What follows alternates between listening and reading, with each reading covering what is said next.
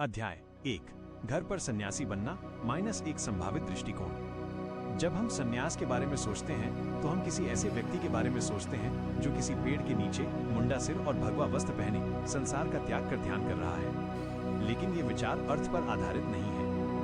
गहरे अर्थ में सन्यास का अर्थ है मन में अनासक्ति, जीवन की घटनाओं, लोगों, धन, सम्मान, सुखों और आशाओं से आसक्ति रहित जीवन जीना। ऐसा जीवन एक जन्म के लिए नहीं बना है। मानव जीवन का मुख्य उद्देश्य स्वयं को जानना, आत्मा से जुड़ाव और आंतरिक शांति प्राप्त करना है। ऐसी आत्म खोज बाहरी दुनिया को छोड़कर आंतरिक दुनिया में जाना है, और ये घर पर परिवार के साथ रहते हुए भी संभव है।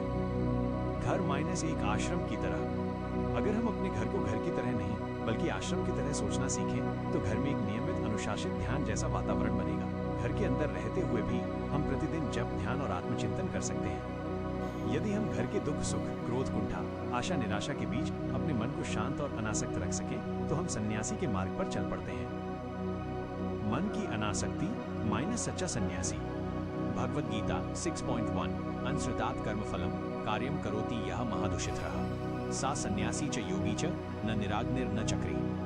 अर्थात कभी कभी एक योगी या सन्यासी जो कुछ कर्म करता है लेकिन उसके फल में आसक्त नहीं होता। यह आंतरिक अनुभूति हमें गृहस्थ जीवन में रहते हुए भी मुक्त और शांत बना सकती है। सन्यास मन की यात्रा है।